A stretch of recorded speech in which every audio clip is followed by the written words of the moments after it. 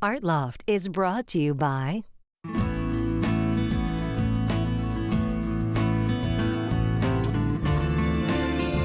Where there is freedom, there is expression. The Florida Keys and Key West. the Miami-Dade County Tourist Development Council, the Miami-Dade County Department of Cultural Affairs, and the Cultural Affairs Council, the Miami-Dade County Mayor, and the Board of County Commissioners, and the Friends of South Florida PBS.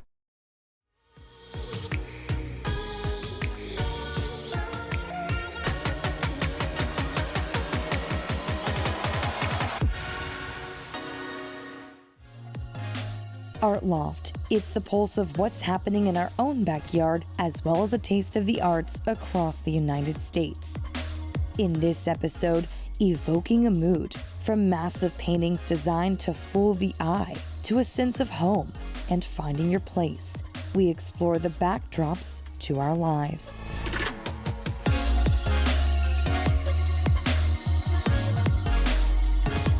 Hollywood created an entire industry dedicated to setting a mood and evoking feeling. But few of these amazing works of art remain, and even fewer have been seen up close by the public until now.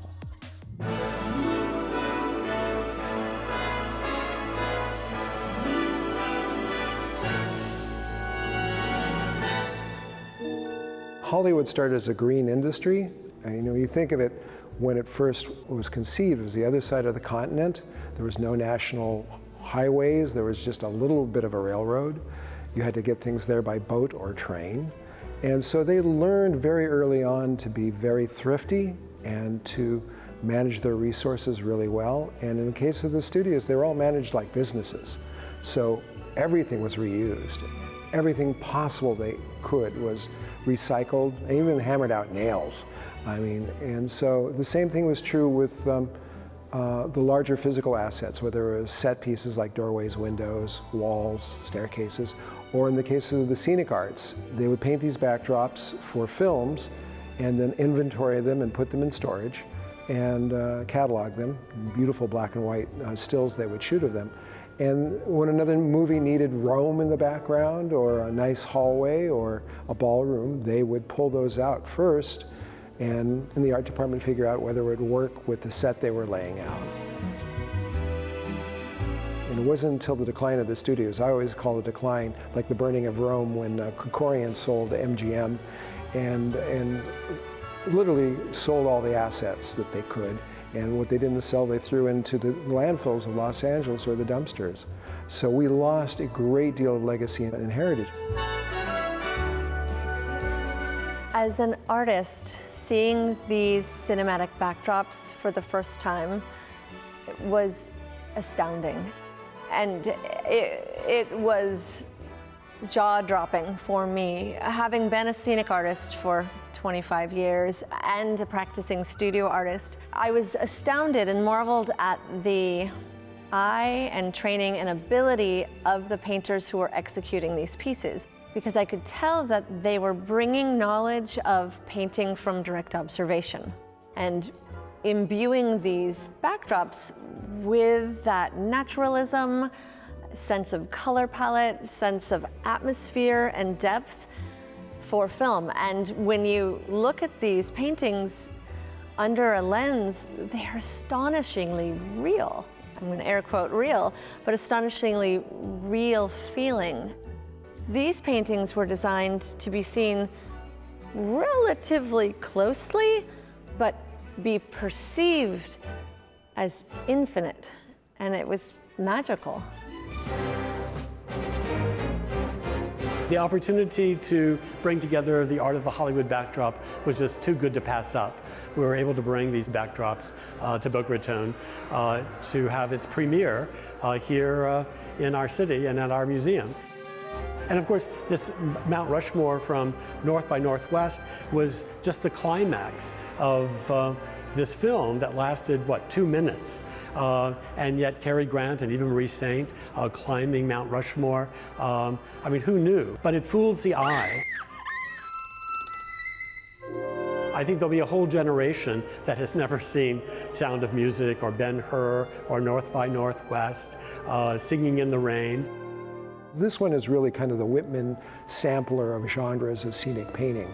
And it was important that we got some signature painting titles as well, like Ben-Hur or Singing in the Rain or The Sound of Music or North by Northwest.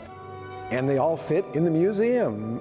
Go figure that, including Mount Rushmore. You know, you try to get a 90-foot painting into a conventional museum space.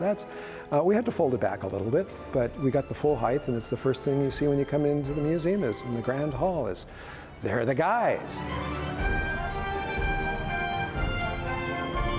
These scenic artists had to be both technicians and fine artists. They had to release their ego to paint in collaboration with one another. And they had to have the courage to face up to a 100-foot wide piece of fabric, 30 feet tall, and begin, as one of the artists shared with me, begin waging battle. When you approach a canvas that large, you have to prepare yourself to engage, because that is not going down lightly. And to bend something that large to your will takes courage and also a deep knowledge of how to execute it from start to finish. And that was passed on generationally from one artist to the next, to the next, to the next. There was nowhere to really learn how to do any of this craft unless you were working in the industry.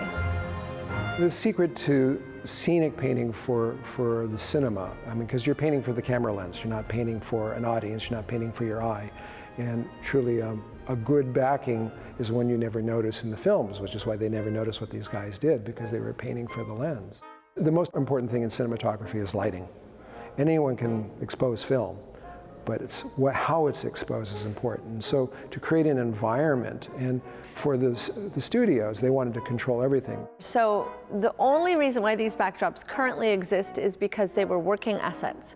They were not saved because they were precious to history. Most of Hollywood's history in terms of backdrop painting is gone. It was very ephemeral, destroyed almost as quickly as it was made, unless the studio had the forethought and the ability to manage a collection. Fortunately, J.C. Backings Corporation, who had a lineage and a connection to J.C. Backings and then 20th Century Fox, understood the value of these paintings as rental assets and made a business out of it. And that's why these paintings exist still.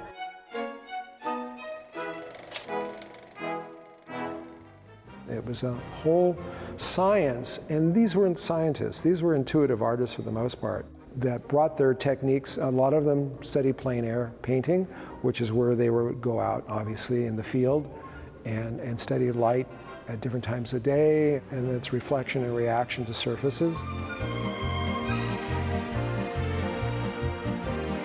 Mike Dennering, a wonderful scenic artist who had worked at Warner Brothers for 30 years, and was incredibly helpful throughout all of this research. He said, Karen, everything you need to know about painting is in these paintings. Everything you need to know about mastering scenic artistry is here.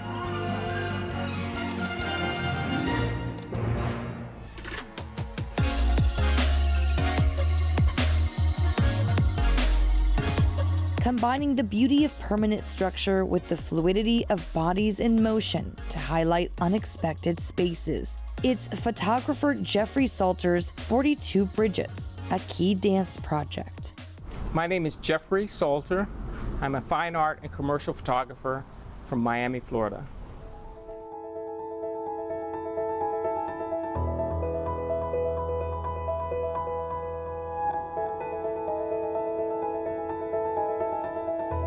I've driven to the Florida Keys many times, and each time I was fascinated by the architecture of the bridges.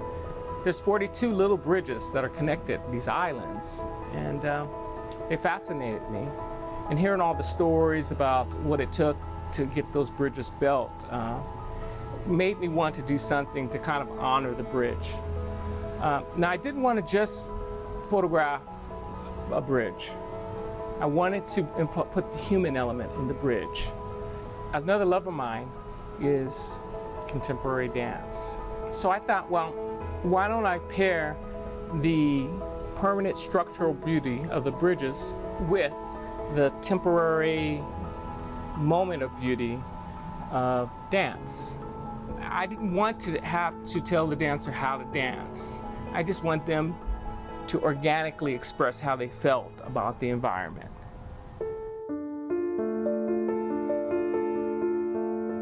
They seemed to want to just bare their souls to the project. And I don't know why, just some of the dancers are Cubans, and they talked to me about how they've always felt a bond with that body of water going to the Keys because it's so close to Cuba. But I'm seeking all types of dancers, from modern dancers to ballerinas to tango dancers, just whomever feels that they can add something to the project and whoever has something to say. It's about someone who could really bond with the bridge and understand the vision of the project. There's a little bridge and it has these bumps. I don't know what they are. They look like giant sandbags. And the sun was setting, and I photographed one of my favorite dancers. His name is Adam Laguerre. But I like Adam because he's very physical. And I had him soar through the sky, and the sun was setting in front of him, but there was a moon in the background. And that was just beautiful. And to me, a long-term project is a challenge because you don't want the pictures to be redundant. You want each bridge to have a feeling about it. And every time I go down there, I find something unique. I find a way to move the story forward, to move the essay forward, to say even more. It's a 3-part process. Learn the bridge, learn the dancer, and learn myself. And then put them all together into a beautiful picture.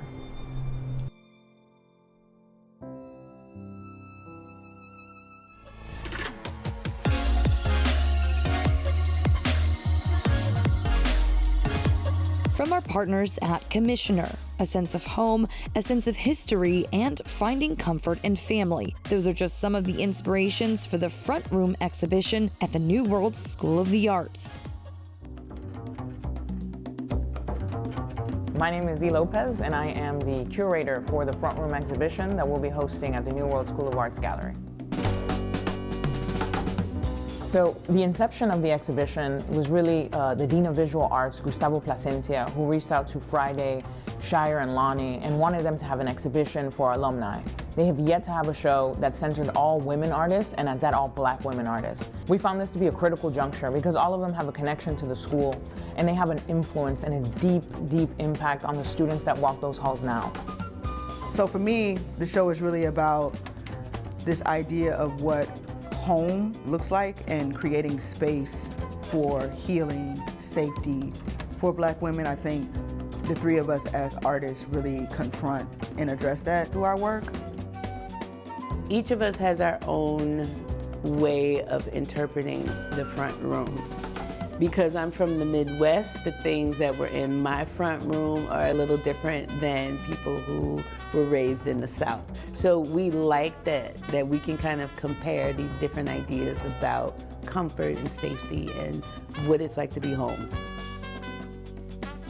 When I think of home, I think about my mother and the home that she made for us, and then I think about myself being a mother of 2 children and the home that I make for them and how we fill it with like things that we say. I think that's where my mind went. So in my work, sometimes I try to bring things into reality that didn't get to exist for Black people. So what kind of objects can I make that directly reflect Black life? This has been the best project I have ever had in my life, honestly. One, because I'm working with pillars in my community and women from South Miami-Dade. I'm from South Miami-Dade and we do not get enough shine. Us being in that space is important. I don't see it as like a homecoming. I see it as this possibility, this exhibition being a gateway for young people and the folks at that institution to see that we are here.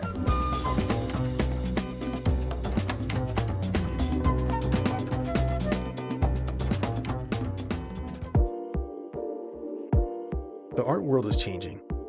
Museums are rethinking their role in the cities they serve. Galleries are adopting new models of selling work, and aspiring collectors want direct connections with artists. Amid these changes, commissioners are redefining arts patronage. With the collaborative platform for collecting art, we're building a community centered on learning and exposure. Our membership program allows new collectors to acquire limited edition works from local artists, visit artist studios, collectors' homes, and creative places around our cities. Building a stronger arts community means developing a deeper connection with the broader communities where we live. Since launching in 2018, we've placed hundreds of new artworks with mostly first-time or beginner collectors. Commissioner is what we want to see in the world.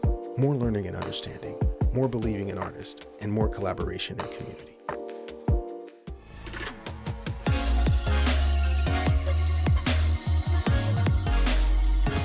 Kind of familiar, yet a little strange. Multimedia artist Jen Clay brings us her first art in public spaces piece, taking root in a common space. I really enjoy daydreaming about these tree creatures that are sentient and have some type of control of the environment. I love thinking about it. My name is Jen Clay, and my project for Art in Public Places is titled We Grew When You Weren't Looking. So my project is made up of quilted textiles that are hand-dyed, and then they're overlapped inside of a wooden case frame in the shape of two like seeds or womb shapes. And then they have a plexi on the outside that's etched, and the etching is of like a growth and of hands to add like a layer to the textile. These pieces are, to me, like an indicator of a beginning of a growth. I wanted them to be playful, so they talk to you through messages. I want there to be like a feeling of dialogue between the work and the viewer. I think there is like a whimsicalness that's really approachable, but also this kind of like slight eeriness. But I'm hoping that visitors will have kind of imagined conversations. I was able to make this project because of the Miami-Dade Art in Public Places. And it is important to me because it's my first public project that will be on view forever. This project has expanded my practice through allowing me to work with other people and not just do everything myself, and work with people who do things really well, people I care about too. The project is located in a multi-purpose room by the entrance of this apartment building, and it's made to surround this couch so that it's like a place to lounge and relax, and to maybe lounge and relax with other people. And I'm hoping that people can keep revisiting the space and find new things sewn into the work, and read the messages and kind of think of the environment I'm trying to create.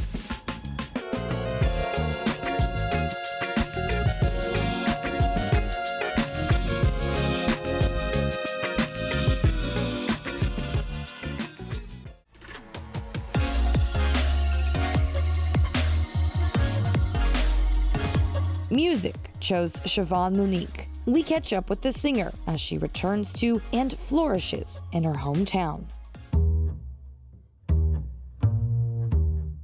I am Siobhan Monique. I am a conduit for my ancestors and the daughter of St. Petersburg, Florida. I am here to fulfill my purpose, walk in my destiny, but more importantly, I am here to let my light shine.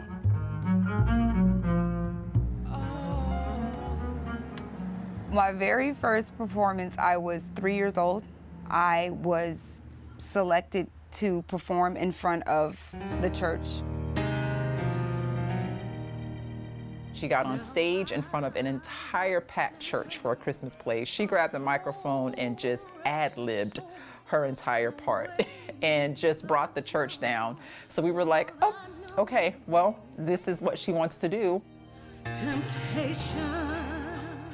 That moment was when I connected to my purpose. I didn't choose music. It chose me. Her personality was an old soul from day one. Her facial expressions had this kind of old soul type of feel to it. She had a very unique, beautiful darkness to her. And I think that's part of this artistry that we see now. Southern trees bear strange fruit. I was in awe the first time that I heard her. She was such a demure person, a small person, but this huge voice would come from her, and it was so moving.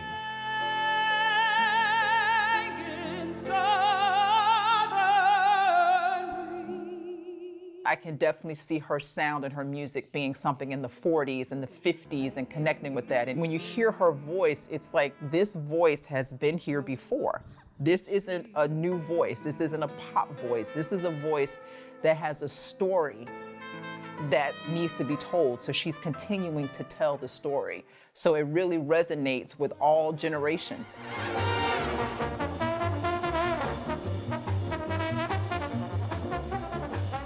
My Uncle Buster was a very essential part of the jazz era. He played with the Duke Ellington Jazz Band, and now that I look back on it as an adult, I can see the seeds that he planted for me and for my life.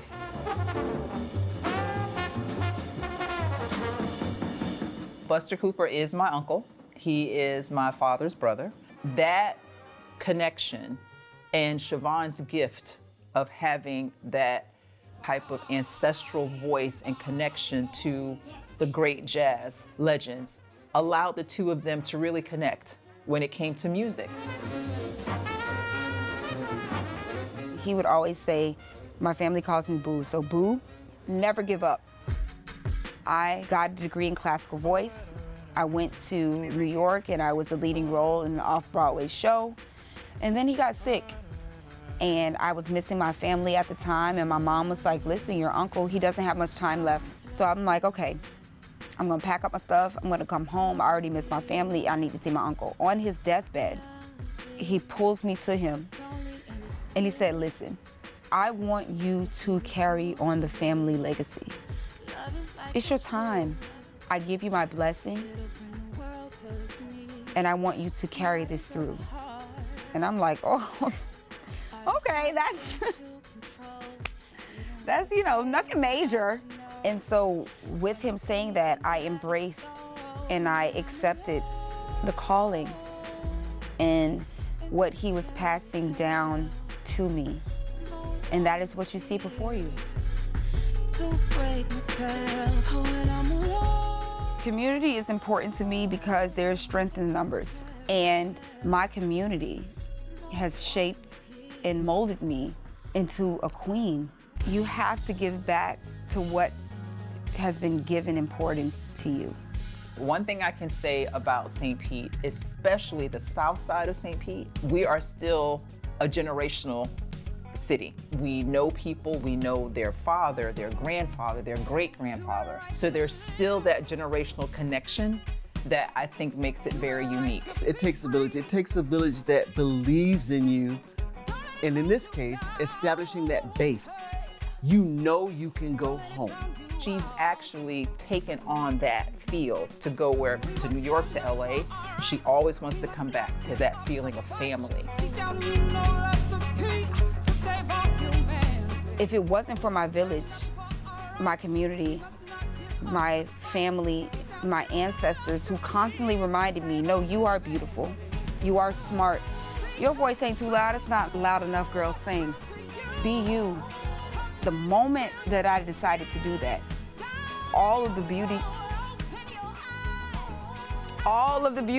So what I will say to you, little black girl that's watching this right now, you're beautiful. You're more than just a strong black woman. You're magical. Be yourself. Love yourself. Know thyself. That's where all of this comes from. I'm me. Art Loft is on Instagram at ArtLoftSFL. Tag us in your art adventures. Find full episodes, segments, and more at artloftsfl.org and on YouTube at South Florida PBS.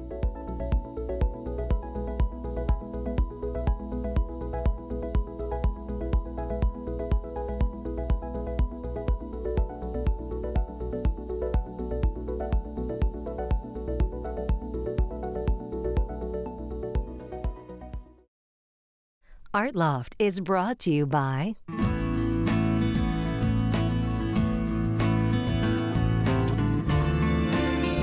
Where there is freedom, there is expression.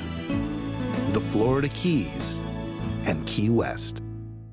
the Miami-Dade County Tourist Development Council, the Miami-Dade County Department of Cultural Affairs, and the Cultural Affairs Council, the Miami-Dade County Mayor, and the Board of County Commissioners, and the Friends of South Florida PBS.